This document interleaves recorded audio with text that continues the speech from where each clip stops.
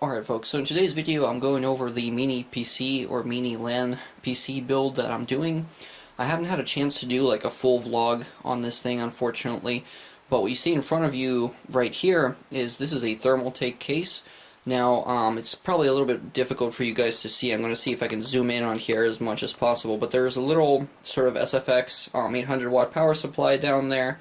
You can see sort of a little bit further up that I have my full Corsair ROG Formula Z motherboard. This houses the 9590 CPU. It's got 16 gigs of, I believe, 2000 megahertz RAM, and then in the top left corner what you'll see is I've got two 120mm fans. These are going to be what basically holds in place the radiator that you see down here. I'm going to go over that in a little bit, but what I'll also have you pay attention to is this Galax Katana card. This is a 1070 or GTX 1070, and it's a single slot GPU. So this one's actually a bit of a placeholder. I'm going to be eventually replacing this card with a 480, I believe. So there's going to be an AMD 480 that's going to be in there, and the 480 is going to be air-cooled. It's going to have a pretty nice and beefy cooler in there. So this card is just mainly there for me to get this PC up and running. Now, the one thing that I've run into so far is that the power supply, which you see down here, unfortunately doesn't have an extra rail for the CPU power that this motherboard desperately needs in order for it to actually fire up. So I'm probably going to have to cannibalize one of the cables and basically end up rewiring it in such a way that I'm actually able to utilize that cable for providing the CPU power. So that's going to kind of slow this build down, but in the meantime what I figured I would show you guys is what I've been doing in regards to the cooling. So originally the CPU cooler that I had on here was a Wraith, and as you remember if you watched my previous video, this was originally going to be in a Fantex case and the motherboard was going to be outside. Well, the problem that I found pretty much immediately was that using the Wraith cooler from my AM4 motherboard, it actually ended up not having nearly enough airflow to actually be efficient.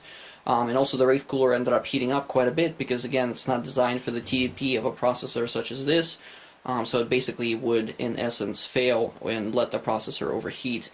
Now, I decided that because I wanted a PC that would be even more portable than what I had with the Fantex, basically ended up putting it into this thermal take case. But the problem is, what my other actual cooler was going to be was basically a GPU cooler that was going to sit on like a little copper shim, but what I realized is that the shim would actually need to be pretty big, and then I'd probably have to use liquid metal, and then, you know, basically it ends up being this huge thing that takes up a chunk of space within the case itself.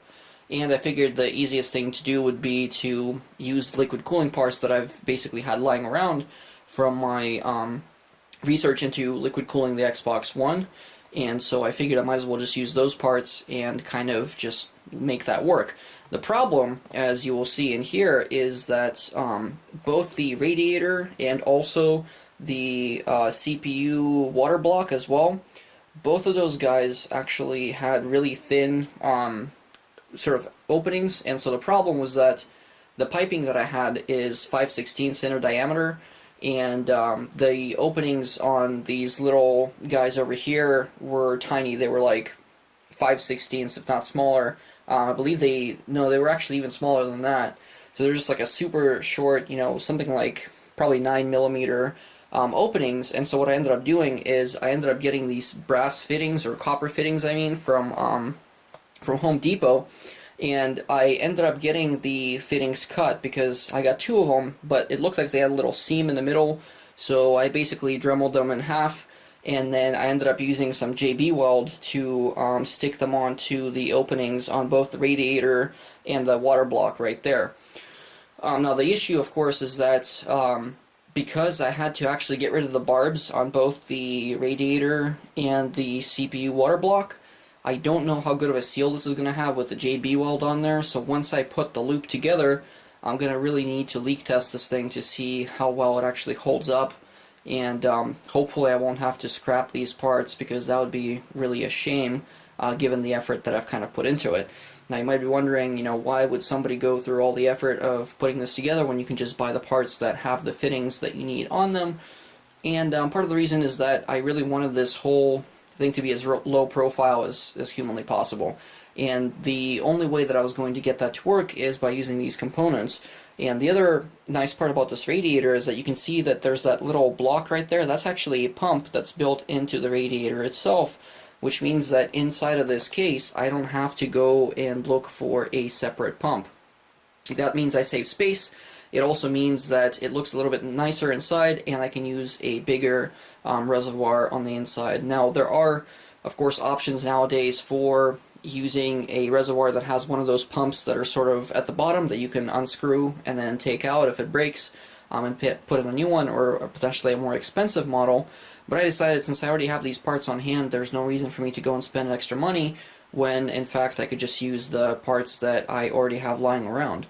Now you can see what I did pick up, and I'm going to kind of get a little bit closer here, is this XSPC water reservoir. Now you can see that it's got openings on either side, so bottom and top, and it's going to basically sit sort of like this within the case itself. And we can also see is that I've already put in a fitting and one of the pipes that is actually going to go to the radiator itself. And what you can see right here is that I've got this coolant's 90-degree sort of connector that is going to go to the water block itself. So that's going to make it really convenient for me to get all these things connected. Now, the reason why I went for this specific coolant's fitting is that you can see that it's not like a direct 90-degree angle. So one of the fittings that I'm currently using as a temp is this guy. So you can see that that's like a really sharp 90-degree angle. So when you compare it with this, the speed inside of this one is going to be significantly higher than the speed you get out of this guy, because this guy is a very immediate 90-degree turn, and that slows the water down quite significantly.